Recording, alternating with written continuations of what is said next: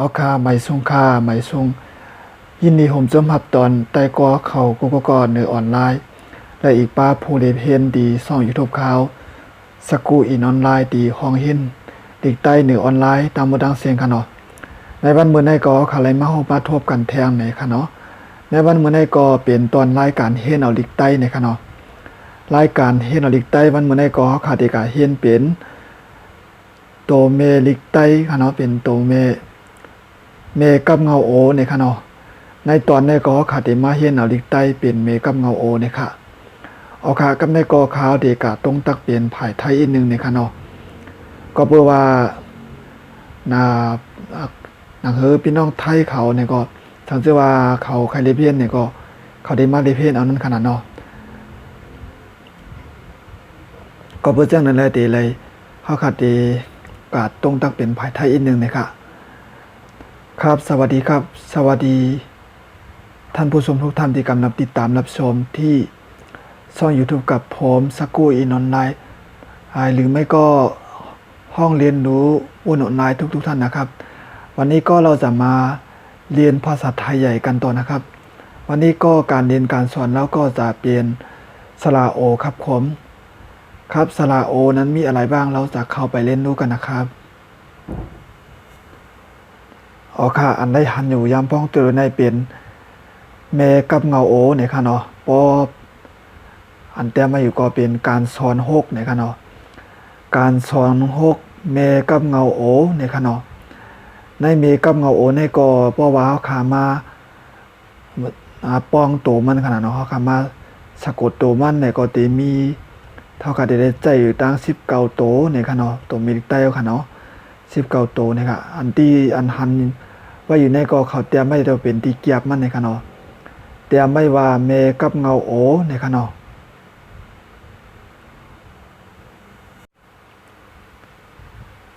ในเมกับเงาโอในกอตีมีตอนพึกหลูมัน2ตอนในค่ะเนาะมี2ปุกเหมือนกันค่ะนะเอาขากำข้าวจองไก่กาเตรียมนี้ในค่ะเนาะกะเตรียมนี้ลอกลายเตรียมในลอกลายว่าเมกับเงาโอในค่ะเนาะครับที่ท่านผู้ชมผู้เรียนรู้ที่ช่อง YouTube กับผมนี้ก็อันที่เห็นอยู่นี่ก็จะเป็นเขาเรียกว่าการสอนครับเนาะการแบบฝึกครับแบบฝึก6ตอนบทที่6ครับบทที่6แล้วก็เป็นแม่กับเงาโอครับผมแม่กับเงาโอครับที่เราเรียนกันไปแล้วแม่กับเงา10ตัวก็ในบทนี้ก็จะเอาแม่กับ10ตัวเอาเป็นสระโอครับผมสระโอนี่ก็เราจะออกเสียง19ตัวเหมือนกันครับอันที่เห็นอยู่นี่ก็จะเป็นแบบฝึกครับผมแบบฝึกแม่กับเงาโอนี่ก็จะมีอยู่2แม่ครับ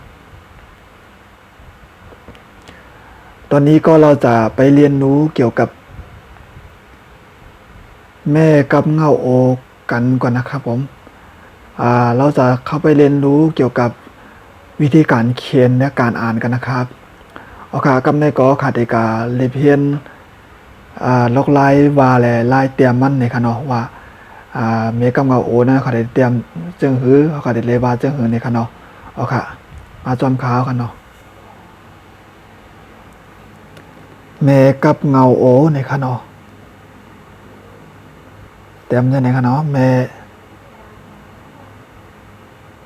กับเงาโอเนี่ยค่ะ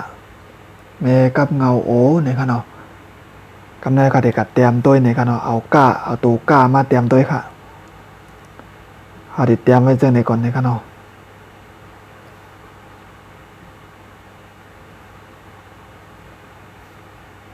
ไม่เป็นตัวอย่างมันเนี่ยค่ะเนาะครับที่อันนี้ที่เห็นอยู่นี้ก็จะเป็นตัวอย่างครับผมตัวอย่างนี้ก็เราอยากเอาในพยัญชนะ19ตัวนั้นเราอยากเอาตัวในเข้ามาสะกดคำก็ไรครับจะเอาเป็น แบบว่ากล้าหรือว่าค่าก็ไล่หรือว่าก็ไล่ครับเอามาใส่แล้วก็จะสะกดออกเสียงครับผมใส่ไว้เป็นตัวอย่างแบบนี้ครับขอโทษด้วยนะครับเถียวมันไม่ค่อยตรงครับผมเอาค่ะคุณยอมน้อมค่ะเนาะเถียวมันบ่ชื่อดีนี่ครับด้วยการเปลี่ยนขนาดปรุงลงมันได้ก็เฮาค่ะโดไล่ป่องใจนั่นขนาดเนาะป่องใจแล้วก็อ่านไล่เตรียมไล่ให้เฮาป้องหมอนั่นขนาดนะเอาค่ะกับในข่าวที่เอาตัวกล้าในเตรียมใส่ตัวนี่กันเนาะครับตอนนี้ก็ผมจะเอาตัวพยัญชนะครับตัวพยัญชนะไทยใหญ่19ตัวจะเอาตัวกะมาผสมแล้วก็จะออกเสียงครับผมอันนี้ก็จะออกเสียงว่ากาดึด2ว่าเพชรโกครับผมกาดึด2ว่าเพชรโกครับเราจะออกเสียงทั้ง6เสียงครับผมกาดึด2ว่าเพชรโกกาดึด2ว่าเพชรยักษ์โกกาดึด2ว่าเพชรยักษ์จำโกนะครับกาดึด2ว่าเพชรจำนาโกกาดึด2ว่าเพชรจำไตโกกาดึด2ว่าเพชรยักษ์ขึ้นโกนะครับโกโกโกโกโกโกโกโกโกโกโกโกโกนะครับเนาะเอาค่ะเพราะว่าเฮาคาว่าโกโกโกโกโกโกเนี่ยยาวค่ะเนาะเฮาคาใครเอาตัวอะไรมาใส่ก็ได้ค่ะเน้นค่ะนะในตัวมีได้19ตัวนั่นค่ะเนาะเฮาคาเดียวก้าเนี่ยค่าเนี่ยง่าเนี่ยมาใส่ก็เลยค่ะครับพยัญชนะไทยใหญ่19ตัวแล้วก็เรียนกันไปแล้วที่นี่ครับเอาตัวในมาใส่ก็เลยครับสมมุติว่าเราเอาตัวง่ามาใส่ก็จะเป็นโงนะครับโงจะออกเสียงโงครับผมโงโงโงโงโงโงอย่างนี้เป็นต้นครับเดี๋ยวเราจะว่าทบทวนอีกรอบนะครับกาดึด2ว่าเพชรโกกาดึด2ว่าเพชรยักษ์โกกาดึด2ว่าเพชรยักษ์จำโกกาดึด2ว่าเพชรจำนาโกกาดึด2ว่าเพชรจำไตโกกาดึด2ว่าเพชรยักษ์ขึ้นโกโกโกโกโกโกโกอย่างนี้ครับที่นี่ข้างบนนี่ก็ถ้าเอาตาใส่ก็ตาดึด2ว่าเพชรโตอย่างนี้ครับตาดึด2ว่าเพชรยักษ์โตตาดึด2ว่าเพชรยักษ์จำโตตาดึด2ว่าเพชรจำนาโตตาดึด2ว่าเพชรจำไตโตตาดึด2ว่าเพชรยักษ์ขึ้นโตโตโตโตโตโตโตนี่ครับเนาะในกาดึด2ว่าเพชรโกค่ะเนาะในเมกะมาโอในก็เรื่องหนังข่าวว่ากับเมื่อไกลในค่ะเนาะพอเอาจะในกันนะตกมีได้19โตค่ะเนาะก้อยกะว่าในมี18โตค่ะเนาะก้อยกะว่ามันมีฟ้าว่าในค่ะเนาะก็ต้องไว้กันค่ะเนาะนี่ฟ้าว่าแต่ว่าก้อยกะว่าตีในแต่ในใส่ปลาในค่ะเนาะมีตัวในแทงโตนึงค่ะนะตัวนี้ครับเอาในตัวเมลิงใต้19ตัวในมาใส่เฮาค่ะใครใส่เอาตัวอะไรมาใส่ก็ไล่เนี่ยค่ะเนาะเพราะว่าค่ะเอามาใส่ก็ที่เป็นโมนะครับโมเนี่ยค่ะเนาะเอาค่ะเพราะว่าค่ะเอาตัวว่ามาใส่ก็ที่เป็นโวเนี่ยค่ะเนาะครับในที่นี้ก็ถ้าเราเอาตัว5มาใส่ก็จะเป็นโหนี่ครับแล้วก็ผมจะเขียนตัวอย่างให้รู้นะครับสมมุติว่าเราจะเอาตัวป้ามาสะกดด้วยก็จะเป็นแบบนี้ครับโ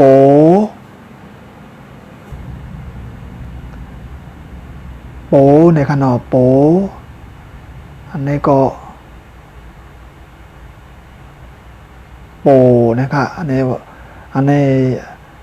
อ่านว่าโปนะคะเนาะตัวนี้ก็อ่านว่าโปนะคะป่าที่สองว่าเพนยักษ์จำโป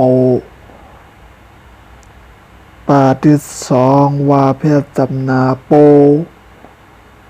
ป่าที่สองว่าเพนจำไดโปป่าที่สองว่าเพนยักษ์ขึ้นโปโปโปโปโปโปโปอ่านแบบนี้ครับผมจะอ่านออกเสียงแบบนี้ครับอยู่ที่เราจะเอาตัวในมาใส่ก็เลยครับถ้าเอาตัวสมมติว่าเอาตัวเนี้ยมาใส่ก็จะเป็นโยโยโยโยโยโยอย่างนี้ครับถ้าเอาตัวหน้ามาใส่ก็จะเป็นโนโนโนโนโนโนอย่างนี้ครับผมถ้าเรียนแล้วไม่เข้าใจที่ไหนก็คอมเมนต์ถามมาเลยนะครับโอกาสเพราะว่าเฮียนที่เล่มปองใจก็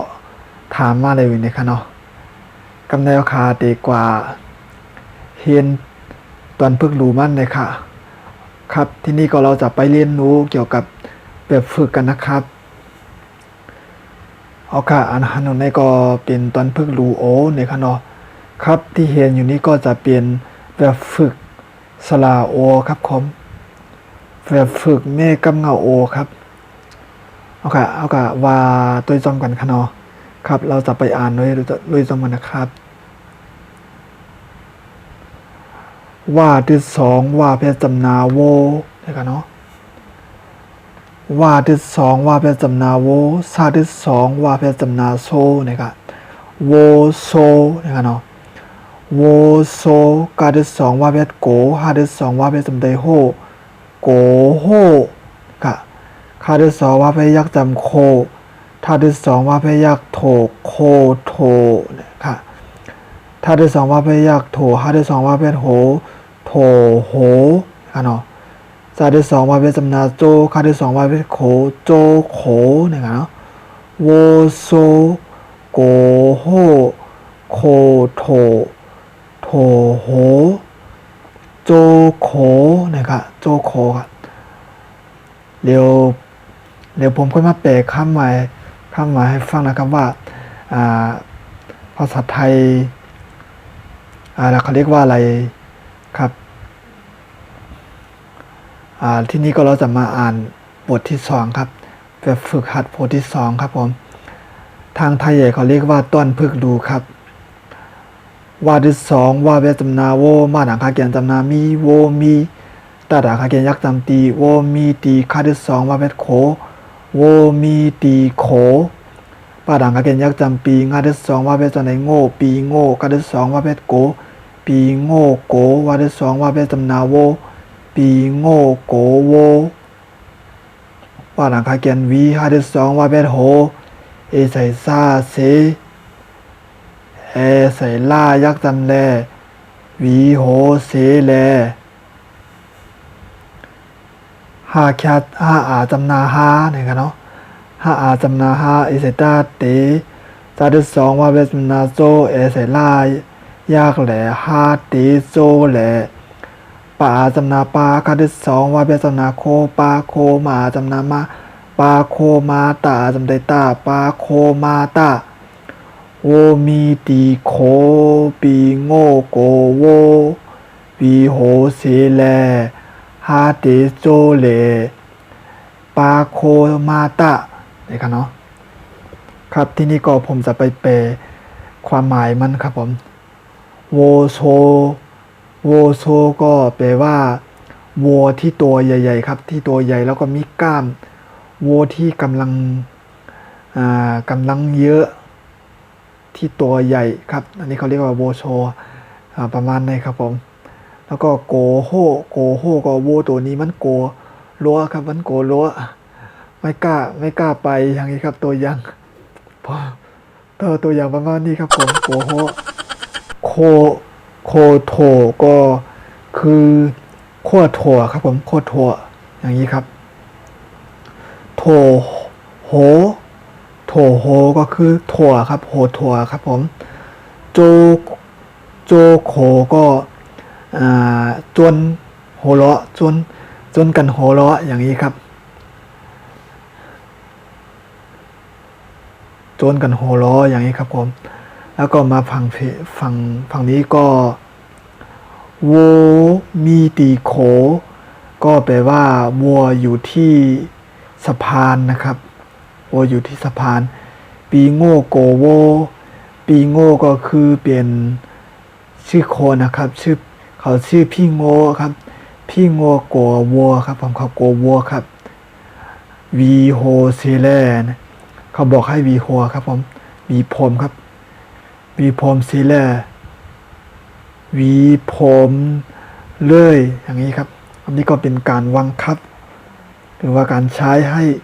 ให้วีพรมครับผมนี่ครับฮาเตโจแหละจะชวนไปเที่ยวครับผม